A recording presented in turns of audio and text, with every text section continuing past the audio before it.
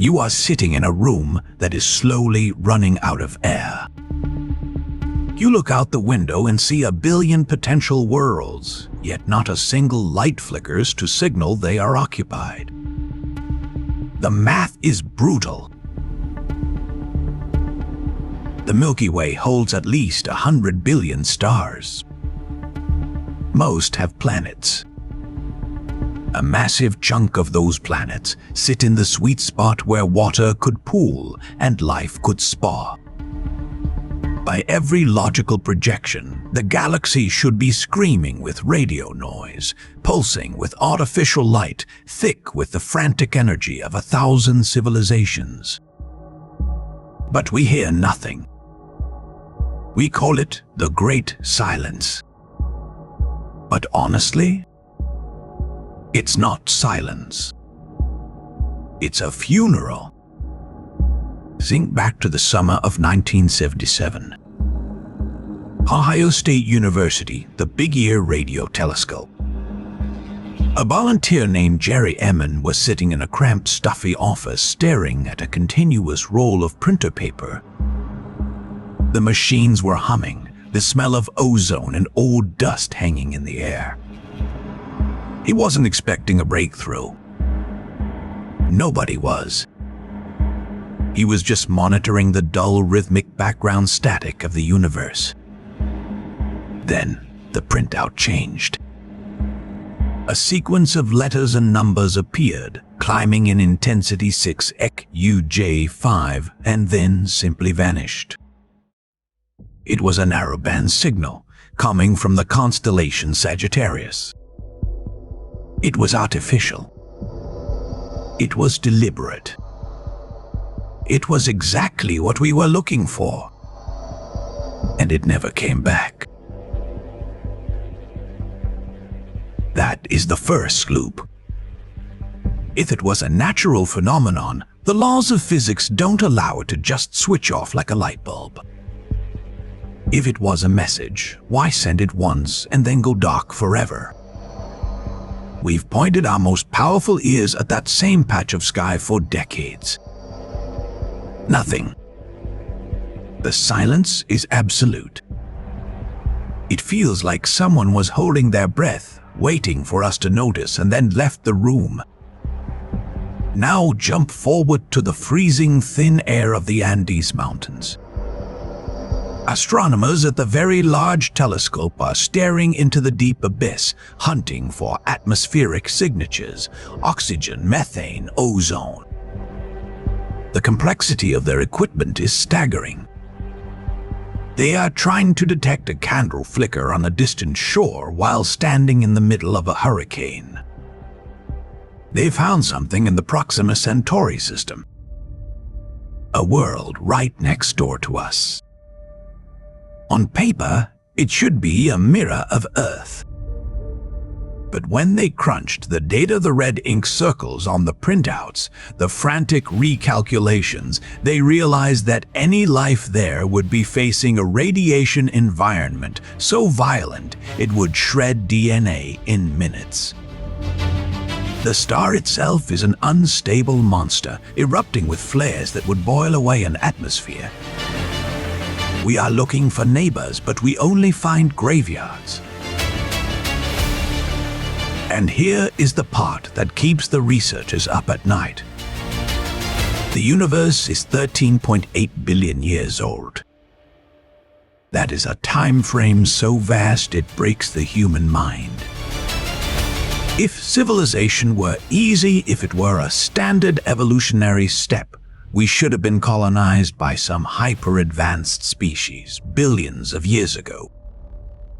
We should see the remnants of stellar-scale engineering, like Dyson spheres around dying stars, or the waste heat of massive computation rigs filling the infrared spectrum. Instead, the night sky is clean. It is pristine. It is empty. This leads us to an existentially terrifying thought. What if the reason we hear nothing is because the filter is ahead of us? What if civilizations don't expand across the galaxy? What if they hit a wall? A wall so absolute, so inevitable, that every single life form that evolves eventually runs headlong into it and is annihilated? Maybe they ignite themselves with nuclear war, or they build machines that devour their resources, or they simply find a way to trap themselves in a digital dream until the power fails. But we haven't found the wall yet. And that means it is still waiting for us. What if the reason we haven't been contacted isn't that we are special, but that we are the next ones on the chopping block? What happens when a civilization reaches the point where it should be seen, but instead chooses to hide? Or worse, what if we are already being watched, and the reason we hear nothing is because we are being ignored, not for lack of interest, but for lack of value? The silence isn't a mistake. The silence is a warning. Are we truly alone? Or are we just the last ones left in a room where everyone else has already been erased? Erased. Or perhaps never allowed to reach the door. The math is simple, and it is cruel. If the galaxy is old and it is ancient, clocking in at over 13 billion years, then someone should have reached us by now. They should have filled the dark, left their marks, or at the very least, made some noise. But the sky is empty. This is the Fermi paradox, but it is not just a brain teaser for physicists in wood-paneled offices. It is a death sentence. It implies there is a filter, a barrier, a wall so high, so brutal that no civilization has ever climbed over it to spread across the stars. Think about the sheer blinding scale of this. We are talking about billions of star systems, each with their own rocky, warm worlds, orbiting for eons. If life is a common accident, a lucky spark in the dark, then the filter must be the thing that keeps the fire from catching. It is the point where life hits a wall it cannot break. Is it the jump from simple soup to cells? Is it the jump to intelligence? Or is it something far more terminal? Consider the year 1974. A group of astronomers sat inside the Arecibo Observatory in Puerto Rico, surrounded by the hum of cooling machinery and the scent of ozone. They aimed their massive dish at the M13 star cluster and pulsed a greeting. It was a bit of human binary, a brag about our math, our biology, our place in the sun. We waited for an echo. We have been waiting for 50 years. Honestly, nobody really knows why they didn't wave back. Maybe they didn't hear us.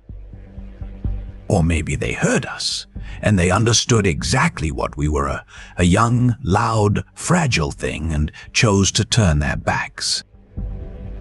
There is a cold logic here that NASA doesn't like to broadcast in its press releases.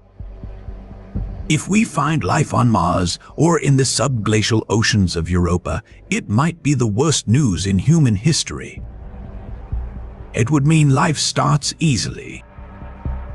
It would mean the filter isn't behind us. It is ahead. It would mean there is something out there, or something in our own nature that inevitably snaps the neck of every species that tries to grow up. Look at the history of our own home. In 1983, a Soviet lieutenant colonel named Stanislav Petrov sat in a bunker outside Moscow. The screens were bathed in red, the air stale with cigarette smoke. The warning systems flashed, incoming nuclear missiles. The data was clear. 5 missiles launched by the Americans. The protocol demanded he reported. The protocol demanded a strike back. He sat there for seconds that felt like decades. He looked at the tech, the pride of the Soviet state, and he guessed. He gambled the fate of every living thing on the idea that the machine was lying. He was right. It was a sun glare on cloud tops, a phantom reflection triggering the end of the world. We survived by a human decision, not by engineering. We survived because one man felt a gut check in a cold room. But how many other species had their own version of that room, only to have their commander make the wrong guess? How many planets are now silent graves because their tech was better than their judgment? We want to find life because we want to know we aren't alone. We want a friend in the void. But the filter tells us that if there are neighbors, they are either long dead or hiding behind a wall we can't see. Maybe they are hiding from us. Or maybe they are hiding from the same thing that killed the others. And here is the weird part that keeps the mission planners awake at night. If the filter is ahead, and we are just now reaching the level of power where we can alter our own DNA, destroy our own planet, or build AI that doesn't care if we live or die, are we already knocking on the door of the filter? Have we already started the process that inevitably shreds every other civilization? What if the reason we hear nothing is because the universe is a dark forest, and we are the only ones currently singing at the top of our lungs waiting for a predator to turn its head? If we keep reaching out, if we keep broadcasting, if we keep trying to find them, are we just inviting the end? If we are inviting the end, we are doing it with eyes wide open, yet completely blind to the scale of what we are walking into. Look at the data. We treat space as a frontier. We treat the vacuum like a beach we can just stroll onto. But if the Great Filter is real, space isn't a frontier. It is a graveyard of things that thought they had mastered their own physics. Think back to the late 1960s. We weren't just looking at the moon. We were staring at the radio spectrum like it was a holy text, waiting for a whisper. In 1967, Jocelyn Bell Burnell sat in a freezing damp hut in Cambridge, staring at ink pens scratching rhythmically on miles of paper chart records. She saw a signal. It was a pulse. A perfect, rapid mechanical heartbeat from the void. The team didn't call it a pulsar at first. They called it LGM-1. Little Green Men. For a few days, the mood in that cramped lab was not scientific. It was primal terror. They realized that if that signal was artificial, if it was a lighthouse built by an intelligence that could manipulate stellar density, everything we knew about our place in the food chain was wrong. They weren't looking at a natural phenomenon. They were looking at a signature of a civilization that had reached a level of power we couldn't even calculate. A civilization that could potentially crush us without ever noticing we were there. Honestly, nobody really knows why we were so relieved when we found out it was just a spinning neutron star, a dead, crushed core of the sun, shredded by its own gravity. We chose to believe in the cold, dead physics of a collapsing star over the possibility of a neighbor. That's a psychological defense mechanism. We prefer a universe of rocks to a universe of monsters. But here is the weird part. When we look at the history of these signals, we are looking at a mirror. we see what we are capable of becoming. A civilization that can beam high-energy radiation across light years is a civilization that has solved the energy equation. And once you solve that, you usually encounter the Great Filter. Consider the Stargate incident of the late 90s, when researchers were analyzing anomalous luminosity in distant sectors. They found stars that flickered, not with the natural rhythm of thermal convection, but with the calculated precise timing of something obscuring light on a planetary scale. They weren't looking at a cloud of dust. They were looking at, effectively, a shade. Something built to capture the entire energy output of a sun. Imagine the sheer scale of the engineering required to build something that large. To dismantle a planet, to harvest the metal, to block the light of a star, to terraform a system. If we ever saw such a thing, if we ever got the data back from a deep space sensor proving it was there, NASA wouldn't announce it. They couldn't. Because if there are things capable of eating stars, then the Great Filter isn't behind us. It isn't the invention of fire, or the discovery of the atom, or the rise of biological intelligence. The filter is what comes after. It's the moment you stop being a local species and start being a cosmic one. It's the moment you get noticed. We are currently shouting into the void with every radio wave, every digital broadcast, every satellite ping. We are leaving a trail of breadcrumbs. We think we are pioneers. We think we are the first ones to arrive at this cosmic party.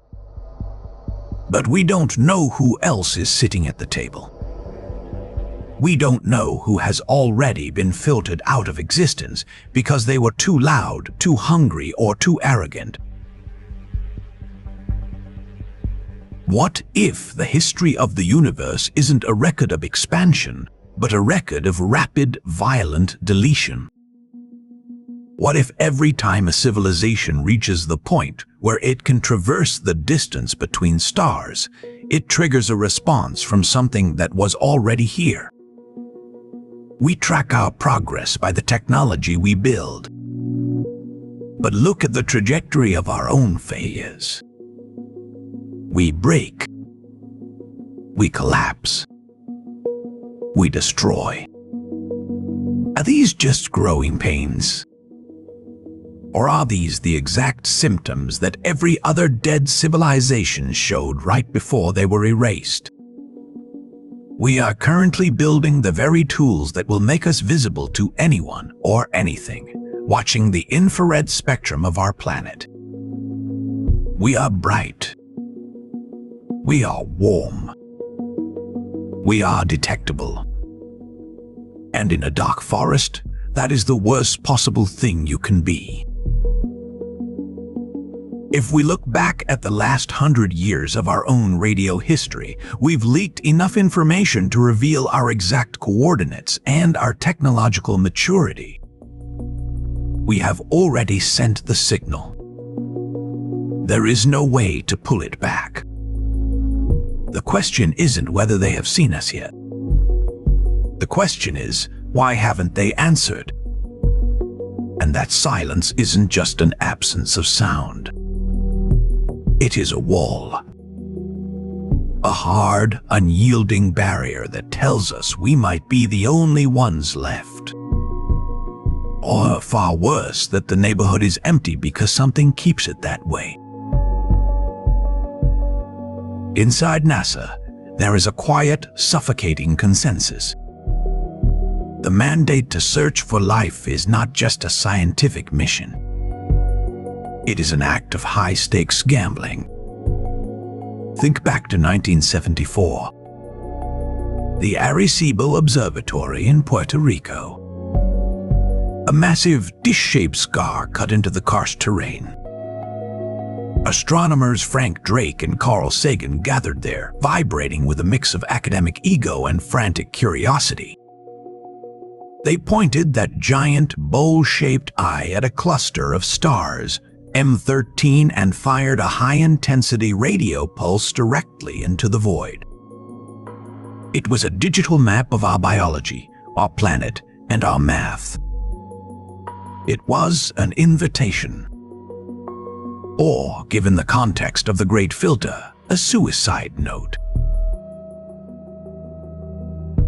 They didn't think about the consequences. They couldn't. They were caught in the fervor of the Cold War, a time when humanity felt immortal, pushing boundaries simply because we could reach them. But now, sitting in windowless offices in DC, the fear is palpable. Every time a new telescope goes up like the Webb, they aren't just looking for water signatures on distant rocks. They are praying, secretly, that they find nothing. Consider the Tabby's Star episode of 2015. For weeks, the data showed impossible dips in light structures blocking the star's glow that didn't behave like planets. The community went electric. Theories of megastructures, alien Dyson rings flooded the internal memos. There was no excitement, though. There was panic. Because if we found an advanced civilization, we would also find their trail of breadcrumbs, the waste, the heat, the expansion. And we'd have to answer the question, if they are that advanced, why are they still huddled around one star? Or did they hit the wall?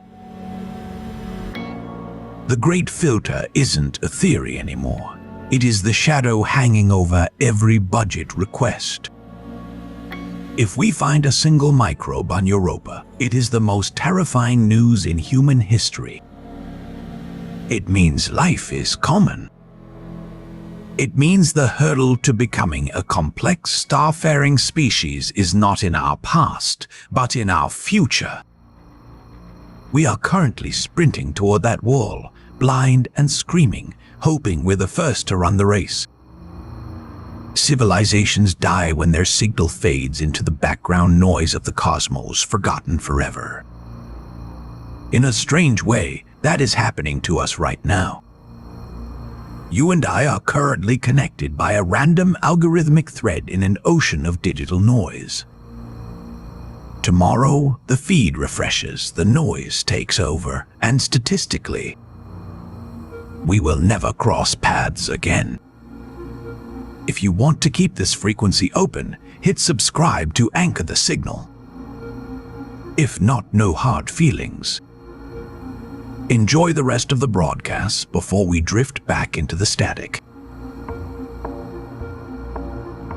But if the filter is waiting for us, it isn't waiting with open arms. It's waiting with a trap. We look for signatures of life, but we ignore the signatures of containment. Why is the sky so quiet?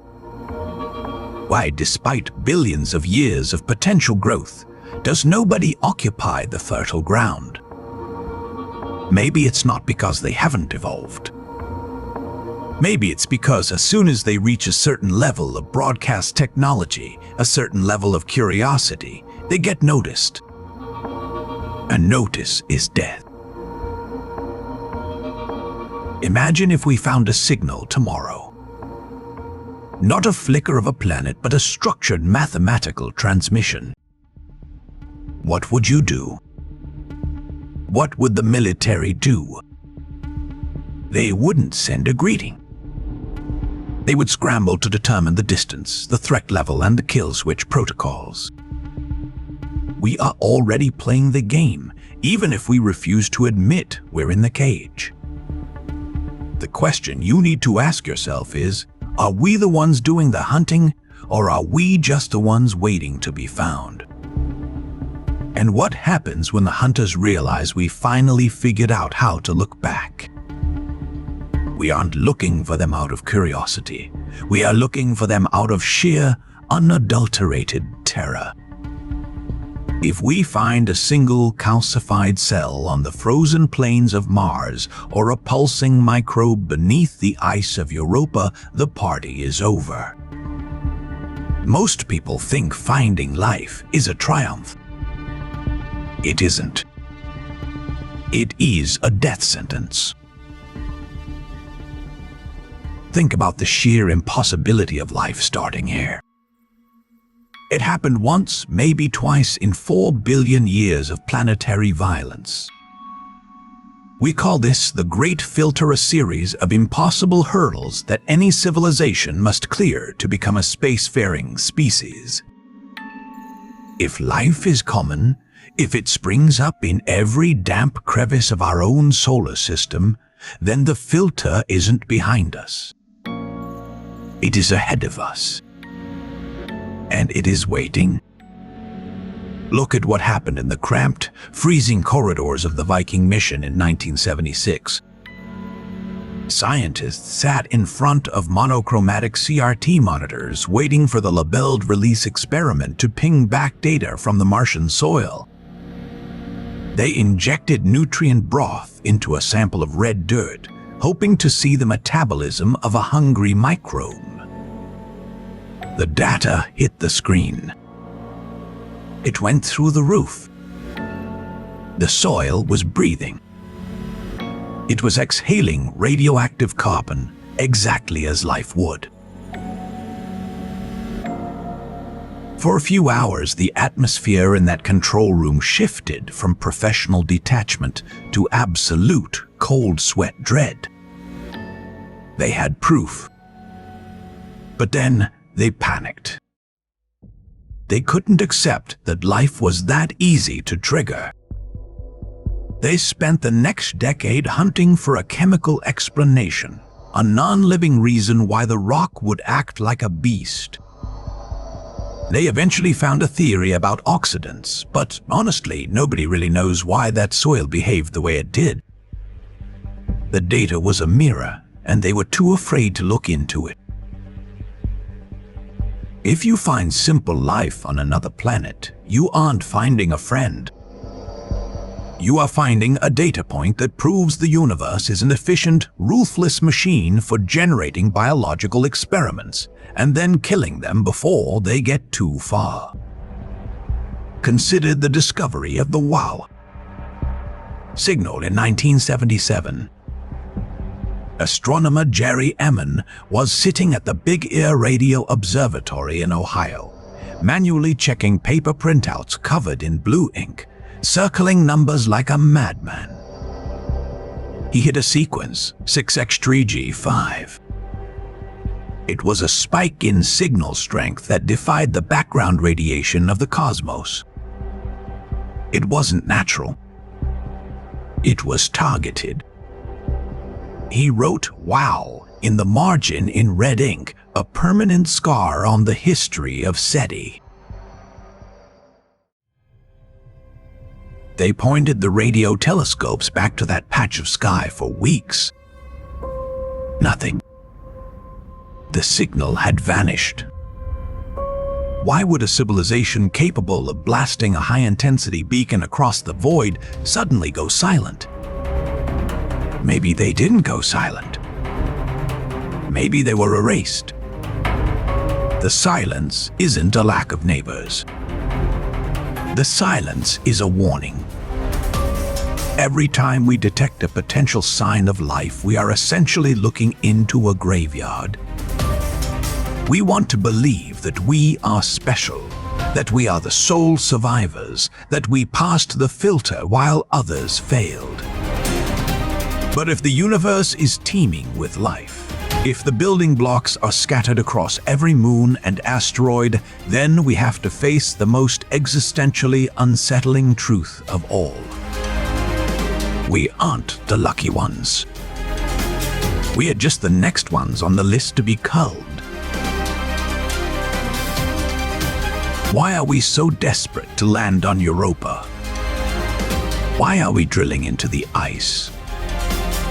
Because NASA is terrified that we'll find something. If we find bacteria under that ice, We have proof that the path to intelligence is a straight, well-worn highway that everyone travels until they hit the wall. We are currently driving that car at full speed into a thick, black fog. Do you really want to know what's standing in the road ahead? Or are you hoping that if we just keep our eyes closed, we'll somehow manage to steer clear of the impact? And what if the reason we haven't seen them yet isn't because they're far away? What if they're right here, in the cold, dark silence of our own backyard, watching us work out the math, waiting for us to make the one mistake that gives our position away? We aren't just waiting to hear from them. We are hoping with a desperate, pathetic kind of hunger for a ghost to scream in the dark. But imagine for a moment that the scream actually comes. Not a warm hello from a neighbor, but a frantic, dying broadcast from a world that burned long ago. Think back to the summer of 1967. Jocelyn Bell, a young grad student at Cambridge, was hunched over a mountain of wet, ink-stained paper rolls. She was working at a radio observatory in a muddy field. The gear was twitchy, old, and prone to noise. She found a signal. A pulse. It was too regular, too precise to be nature. The team jokingly called it LGM1. Little Green Men. For a few terrifying weeks, they weren't looking at physics. They were looking at the heartbeat of an advanced mind. And then the panic set in. What happens if we receive a message that isn't a heartbeat but a warning? If we pick up a signal from a civilization that has already been shredded by the Great Filter, we aren't hearing a greeting. We're reading a suicide note. The math of the filter is cold. If there are no signals, it means something is out there that is very good at killing. Something that can annihilate a species before it even learns to look up. We assume space is empty because it's big. But what if it's empty because it's a graveyard? Consider the Arecibo message. In 1974, we took a massive radio telescope in Puerto Rico, a giant white dish carved into a limestone sinkhole, and we fired a high-powered binary-coded pulse straight at the M13 star cluster. We didn't just send the hello. We sent our address, our biology, our DNA. We shouted into the woods. We didn't realize that in the woods, the quiet ones are the ones that survive. The ones that make noise get hunted. If you were a predator, would you announce your presence to the entire forest? Why would we expect another species to be any less cautious? Perhaps the reason we hear nothing is because the smart ones, the ones that have survived the filter, are hiding in the dark. They aren't broadcasting, they're listening. They're waiting for some reckless, loud, primitive civilization like ours to flip the light switch on. When we beam our radio waves into the void, we aren't exploring. We're painting a target on our own back. There's a concept in psychology called the dark forest theory. It suggests the universe is a hunt, where every civilization is both hunter and prey. If you find another, you don't trade tech or exchange pleasantries. You strike first, because you don't know if they're coming for you or if they'll tell someone else where you are. It's a game of absolute, lethal silence. We think we're special. We think we're important.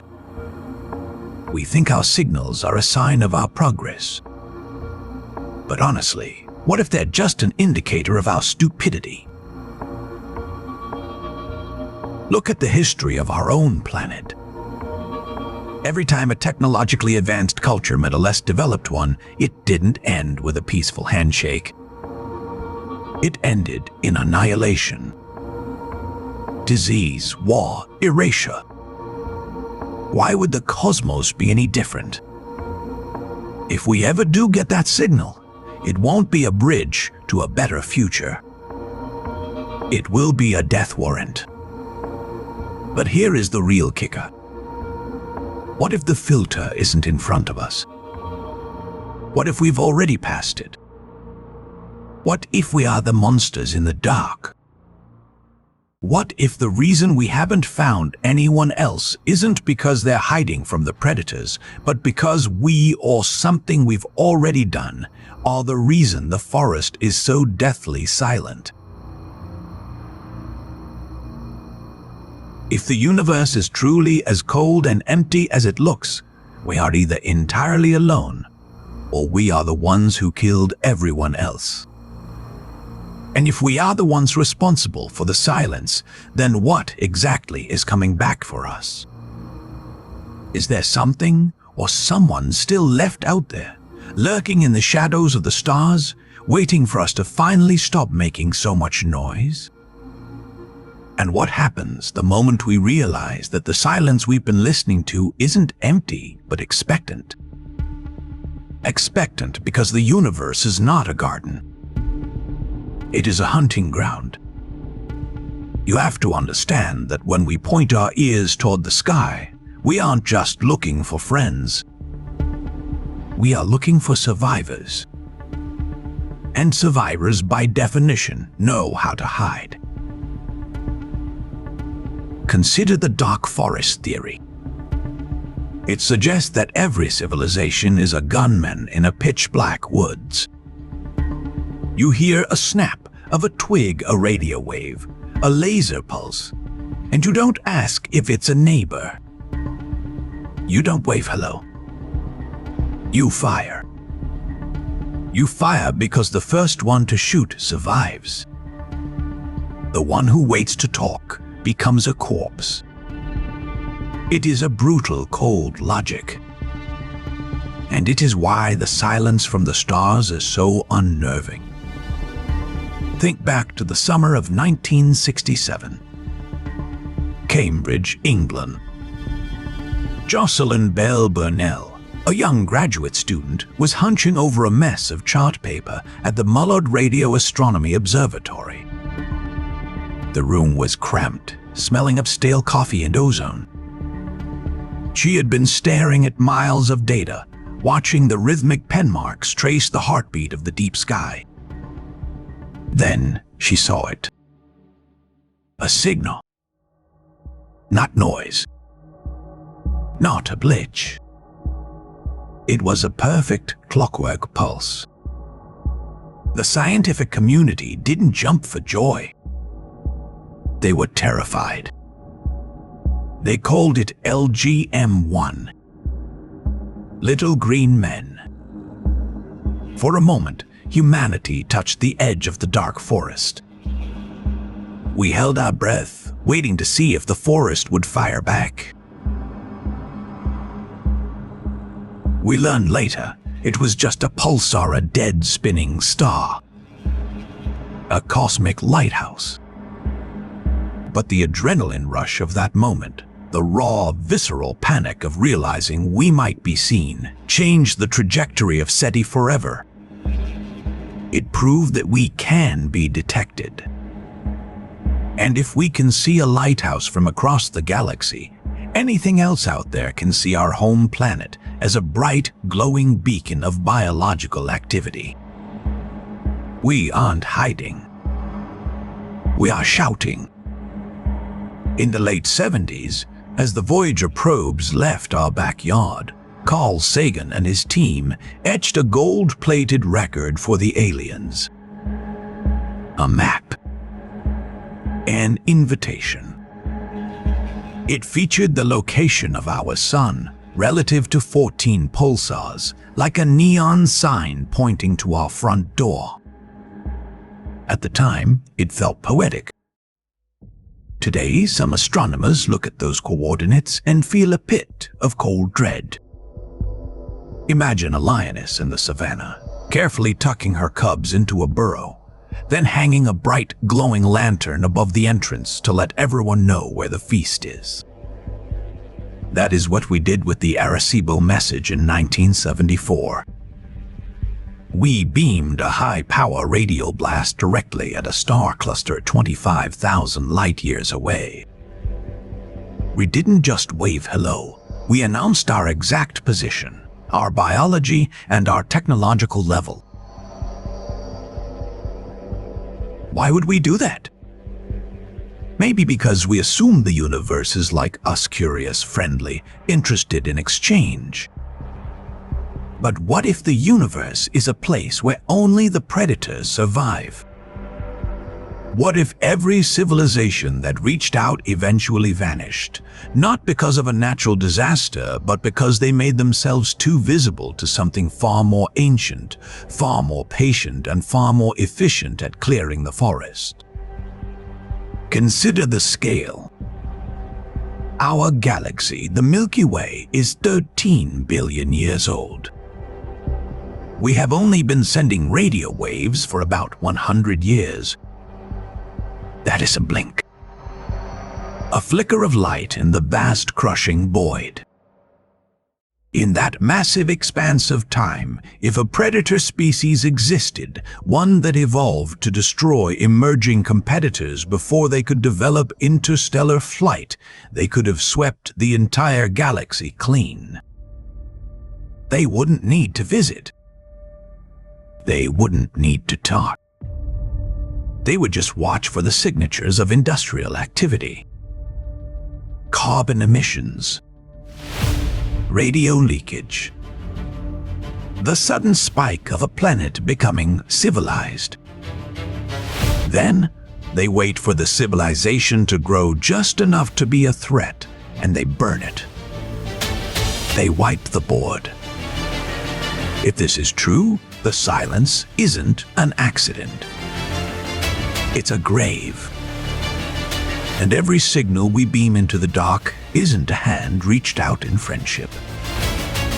It's a flare sent up by a drowning man in a sea of sharks. We are currently building the next generation of telescopes. We are looking for techno-signatures, the faint glow of artificial light on distant worlds, the chemical markers of alien industry. We want to see them. We want to know they are there. But if we finally succeed, if we point our lenses at a distant planet and see the flickering lights of a city, what happens next? Do we send a message? Do we initiate contact? Or do we realize that if we can see their lights, they have been sitting in the dark, watching us for a very, very long time? And if they are watching us, why haven't they said a word? Is it because there is nobody left to speak? Or is it because they are waiting for us to make one final, fatal mistake? Because the silence isn't just an absence of noise. It is an active predatory void. Think about the great filter not as a hurdle we must jump, but as a meat grinder built into the physics of the universe. Every civilization that tries to grow, to expand, to scream its existence into the dark, eventually hits a wall. A wall that breaks them. And the terrifying truth? We might be smashing our heads against the bricks right now, convinced we are making progress. Consider the year 1962. We were sitting on a hair trigger in a cramped bunker, staring at a flickering radar screen, waiting for a signal that would have turned the surface of the Earth into a scorched glass marble. Vasily Arkhipov, a man with cold, sweating palms, stood in the claustrophobic, reeking interior of a Soviet submarine, refusing to turn the key to launch a nuclear torpedo. One man, one heartbeat. That was the only thing standing between our species and a self-inflicted extinction event. We call it a close call. The universe likely calls it a standard statistical failure rate. We think our technology is a ladder climbing toward the stars. But what if it's a beacon for our own collapse? Every time we ignite a rocket, every time we broadcast our greed, our politics, our music, we are essentially ringing a dinner bell in a jungle filled with things that hunt. Look at the history of the Green Bank Observatory in 1960. Frank Drake pointed a massive dish at the sky, desperate to hear a signal. He spent his nights in a cold, wind-battered West Virginia field, listening to the static of the cosmos, hoping to find a partner. He found nothing but dead air. But here is the weird part. He was searching for someone who could have been there, watching him listen. If we are at the top of the food chain, why are we so afraid of the shadows? Perhaps because we know deep down that we are burning our resources too fast. We are consuming our own biosphere to fuel a short-lived explosion of digital noise. We are the teenager playing with matches in a gas-filled room. And the great filter, it's the match strike. Think about the sheer scale of the waste we produce. The heat we dump into the atmosphere, the artificial light that chokes the night, the radio waves that bleed off our planet like blood into water. Every advanced society does this. They grow, they glow, they reach out, and then they vanish.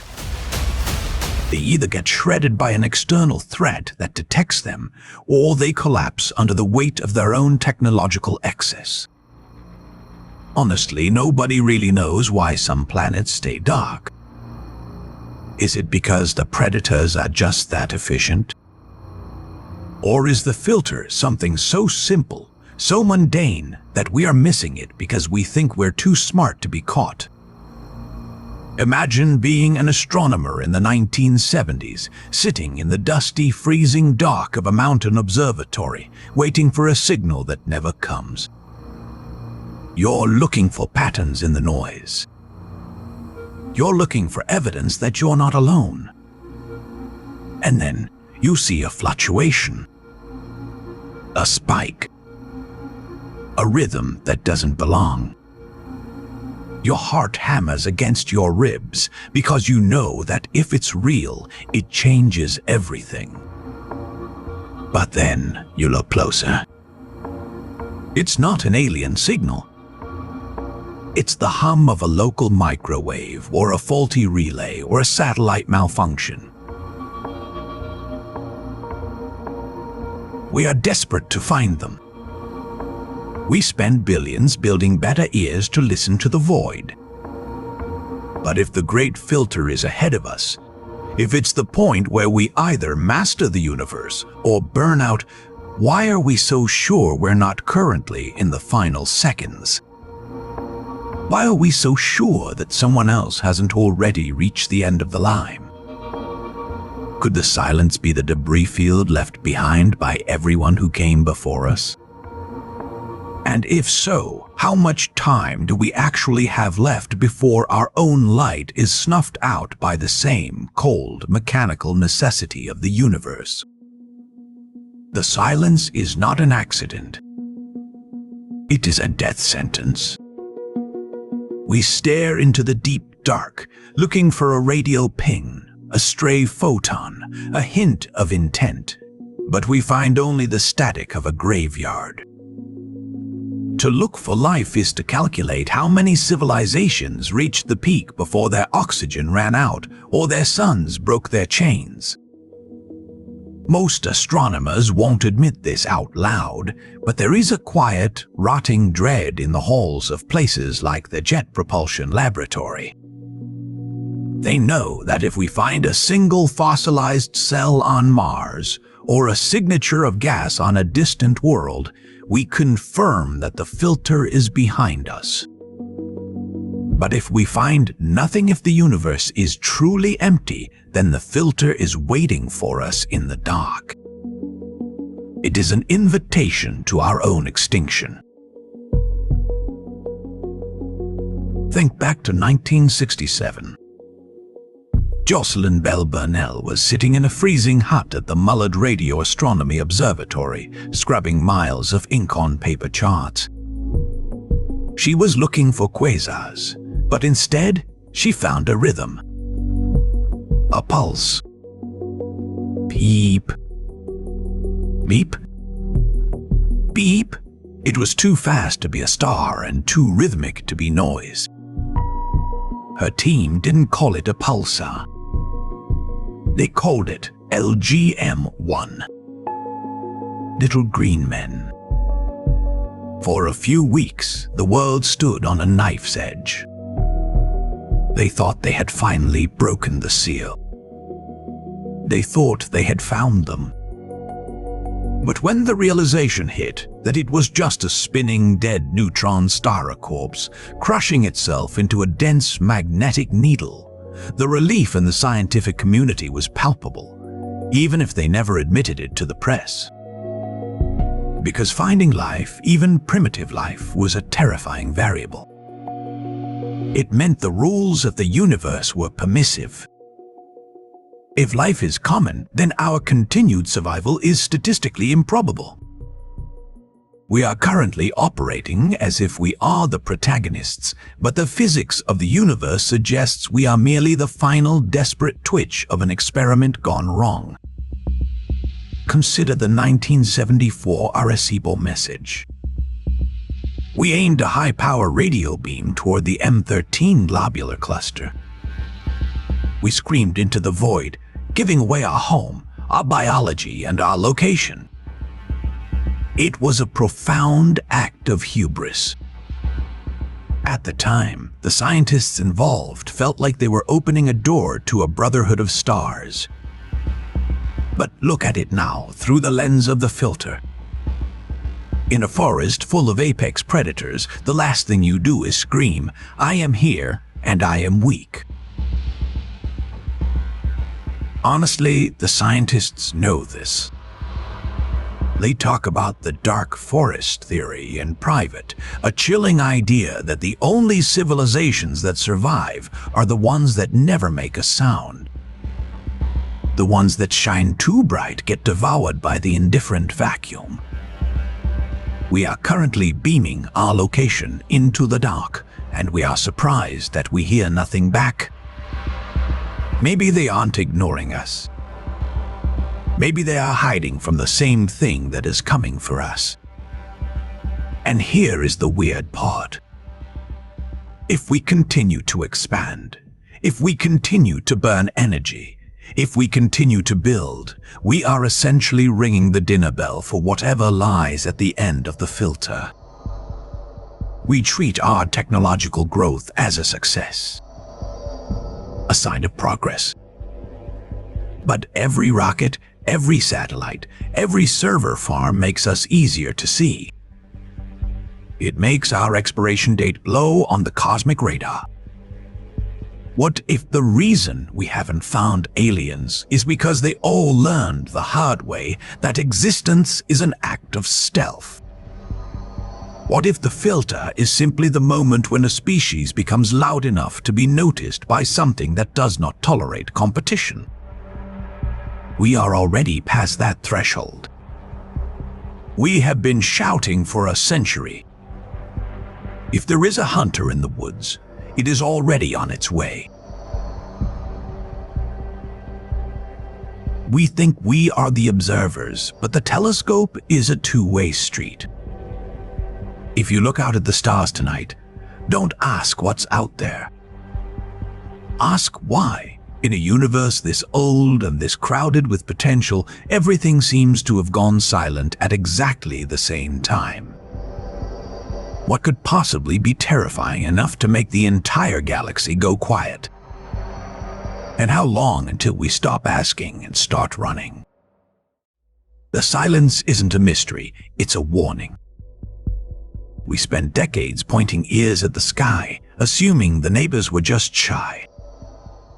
We thought maybe they were peaceful or waiting for us to grow up. But what if they're dead? Or worse, what if they are hiding from something that already ate them? Consider the SETI project in the late 70s. Picture a cramped, overheated room at the Ohio State University Observatory. There's a man named Jerry Emmond sitting in front of a dot matrix printer. It's a humid August night in 1977. He's staring at a stream of red ink on a white ticker tape. Suddenly, the numbers jump. A sequence so perfect, so impossibly structured, he circles it in red ink and scrawls "Wow" in the margin. That signal was the strongest heartbeat we ever caught. Then it vanished. It never came back. It didn't repeat. It didn't blink. It just ceased, as if something reached out and cut the line the moment we acknowledged it. We treat that moment as a tragedy of missing data. We don't consider that it might have been an execution. Think about the Great Filter. The theory is simple but cold. There is a bottleneck in the evolution of any intelligent life. A point so narrow, so improbable that almost no one makes it through. Maybe it's the shift from single cells to complex ones. Maybe it's the discovery of nuclear fire. The moment you can touch the atom, you can tear your own world apart. If the filter is ahead of us, we are already walking into a meat grinder. Look at the history of the Arecibo Observatory. In 1974, humanity decided to shout into the dark. A massive radio dish in Puerto Rico transmitted a map of our DNA, our solar system, and our form. We threw a message in a bottle into an ocean of predators. We didn't know if anyone was listening. We didn't think about the fact that if a signal is strong enough to reach across the void, it's strong enough to act as a homing beacon. We put a target on our own backs and then cheered for the result. To this day, we continue to pump radio waves into the ether, broadcasting our presence to a dark, unlit forest. If someone finds us, it won't be a handshake. Evolution rewards the survivor, not the nice neighbor. A civilization that has mastered interstellar flight doesn't need to learn our languages or share our art. They would see us the way we see ants clearing a space to build a foundation.